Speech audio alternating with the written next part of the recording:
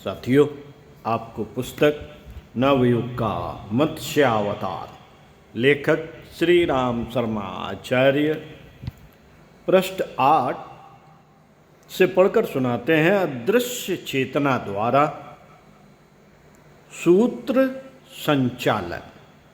आइए सुनते हैं। 21वीं सदी के गंगावतरण और नवयुग के मत्स्यावतार के स्वरूप और विस्तार को देखते हुए इसी निष्कर्ष पर पहुंचना पड़ता है कि इतनी बड़ी योजना को संपन्न कर सकना मानवीय पुरुषार्थ की परिधि से बाहर है। फिर इतने बड़े आंदोलन, अभियान, उद्घोष, प्रतिपादन को सर्वसाधारण के सम्मुख प्रस्तुत करने का दुस्साहस किस आधार पर किया जा रहा है? प्रश्न चिंतन मनन। शांतिकुंज और उसके सूत्र संचालक अपनी अयोग्यता, असमर्थता और साधनों की न्यूनता से भली प्रकार परिचित होते हुए भी किस आधार पर युग परिवर्तन के महाप्रयाण में झंडा हवलदार बनकर आगे आगे चल रहे हैं? इसके उत्तर में उस विश्वास को ही साक्षी रूप में प्रस्तुत किया जा रहा है जिसकी सुनिश्चित परिपक्वता अनेक प्रयोग परीक्षणों के उपरांत ही बन पड़ी। निराधार कल्पनाएं करना और अपनी सामर्थ्य के बाहर का भार उठाने की भूल तो कोई अर्ध विक्षिप्त सनकी ही कर सकते हैं। यह लांछन स्वीकारने की हिम्मत भी उस संचालक तंत्र में नहीं है, क्योंकि जो मान्यता बनाई गई है वह मात्र कल्पना पर आधारित नहीं है। तर्कों, तथ्यों, प्रमाणों, उदाहरणों का एक बड़ा अंबार भी प्रयासों को प्रोत्साहित करने के लिए विद्यमान है। पिछले दिनों जो कदम उठे और प्रयास बने वे कितने आश्चर्यजनक रीत से सफल संपन्न हुए। उनकी कथा गाथा ऐसी है जिसे कथा कहानी की तरह संशयग्रस्त नहीं माना जा सकता। जो बन पड़ा है, उसका जो परिणाम निकला है, उसकी जांच पड़ताल करने के लिए हर किसी के लिए द्वार खुला पड़ा है। पिछली लंबी अवधि की गतिविधियों और उपलब्धियों को उलट पुलट कर यही निष्कर्ष निकलता है कि वर्तमान दृश्य तंत्र प्रचलनों और अनुभवों के आधार पर किसी शरीरधारी नगण्य व्यक्ति को श्रेय देने के लिए कोई तैयार नहीं हो सकता। समाधान मात्र उन्हीं का होगा जो यह अनुभव कर सकेंगे कि उस समूचे प्रयास का प्रवाह के पीछे अदृश्य सत्ता काम कर रही है। असंख्य प्रसंगों में से यहां कुछ एक का उल्लेख कर देना बटलोई में पकते बात में से कुछ चावल निकालकर पकने ना पकने की बात जांचने के लिए पर्याप्त हो सकता है। नंबर 1, अखंड ज्योत पत्रिका का तथा उसकी सहेलियों प्राय 8.5 लाख में छपना, उस साहित्य का अनेक भाषा भाषियों द्वारा अत्यंत श्रद्धापूर्वक पढ़ा जाना, पत्रिका के सदस्यों द्वारा 5 विचारशीलों को उनको पढ़ाया जाना और इस प्रकार उनके वाचन श्रवण के अतिरिक्त प्रेरणाओं को जीवनचर्या में उतारना, इस प्रकार 1 करोड़ विचारशीलों का परिकर जुट जाना, यह सब ऐसी दशा में और भी कठिन पड़ता है कि इस समूचे तंत्र को खड़ा करने में एक ही व्यक्ति की क्रिया प्रतिक्रिया काम करती दिखती है।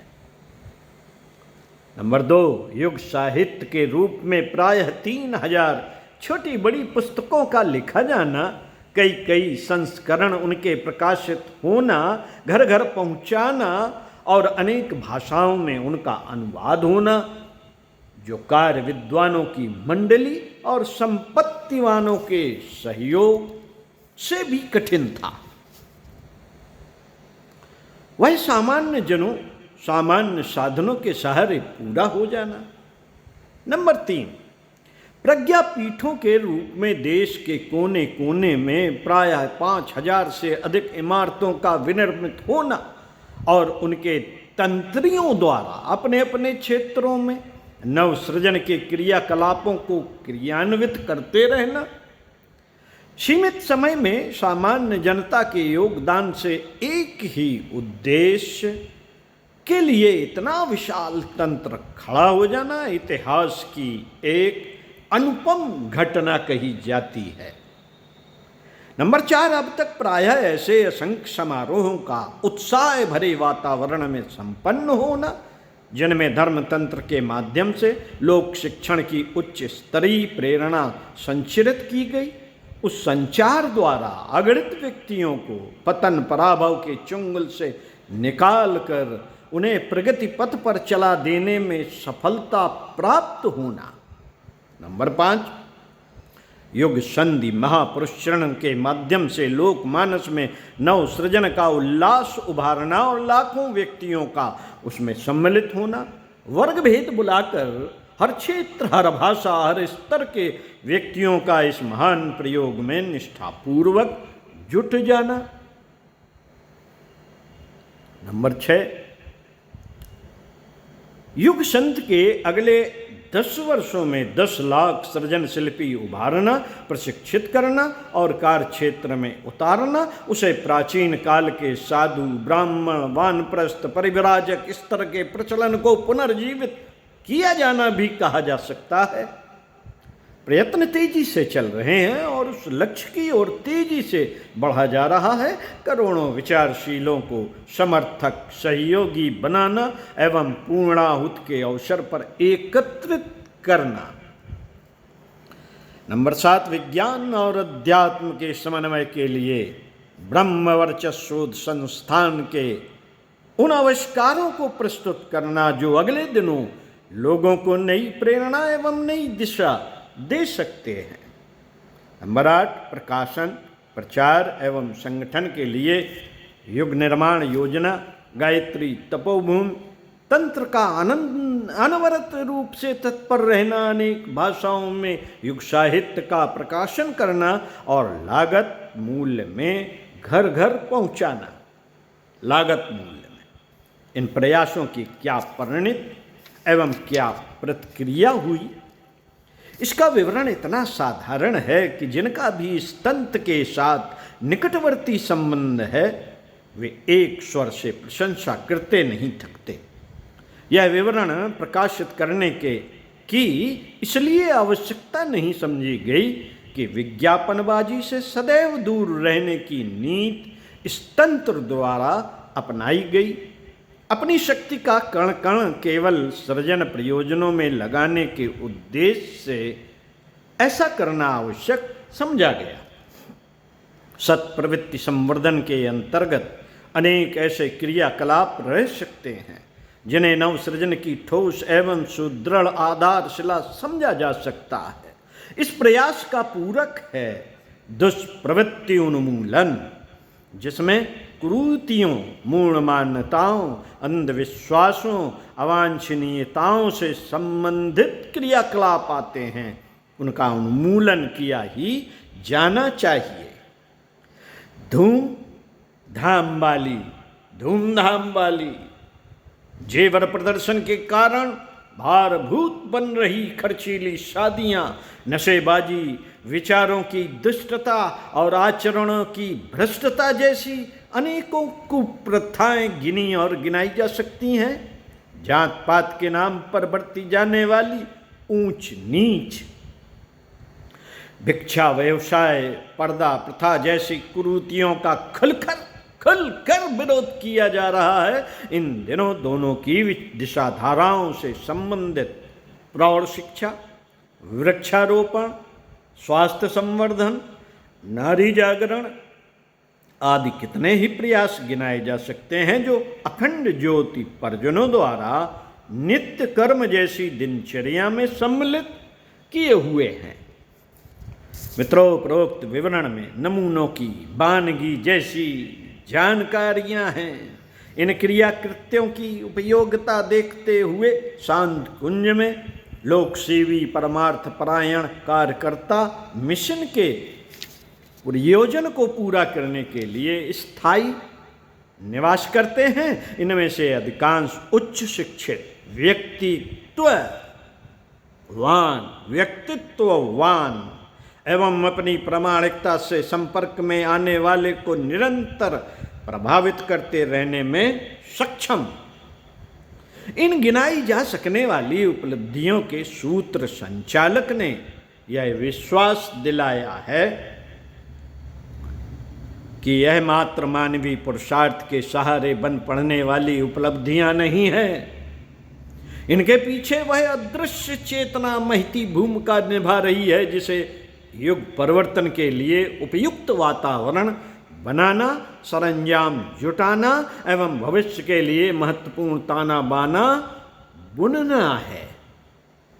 मिशन की इमारतों में बहुसंख्यक शिक्षार्थी एवं भोजनालय में 1000 से अधिक की रसोई बनती रहने, प्रशिक्षण, लेखन तथा शोध कार्य चलते रहने की गतिविधियों को देखते हुए यही निष्कर्ष निकलता है कि इतने बड़े तंत्र के संचालन में सामान्य स्तर के किसी व्यक्ति विशेष की योजना एवं पुरुषार्थ परायणता कारगर नहीं हो सकती।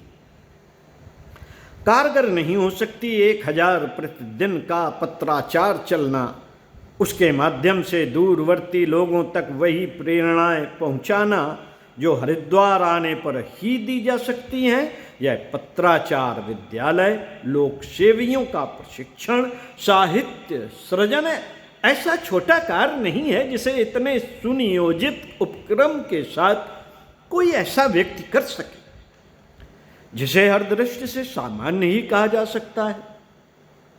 अध्यात्म क्षेत्र के वे प्रयोग, अनुभव और तप साधना इस सब के अतिरिक्त हैं जो अंतःकरण को पवित्र करने और उसमें दैवी प्रेरणा के अवतरित होने के लिए पथ प्रशस्त करते हैं। इन उल्लेखों में निजी समाधानों की चर्चा नहीं, जिसके आधार पर व्यक्ति कठिनाइयों से उबरने और उज्जवल भविष्य की संभावनाओं को साकार करने के लिए अतीन्द्रिय क्षमताओं को उभारते एवं दिव्य प्राण चेतना का संचार करते हैं। पिछले दिनों की उपलब्धियों का यही है सार संक्षेप, जिसकी सीमित और संक्षिप्त जानकारी के प्रस्तुत विवरण को देखते हुए यह नहीं कहा जा सकता कि यह सब मानवीय पुरुषार्थ पर निर्भर हो सकता है। प्रमाणों के आधार पर उत्पन्न हुए विश्वास ने यह साहस प्रदान किया है कि जिस अदृश्य शक्ति की अनुकंपा से इतना बड़ा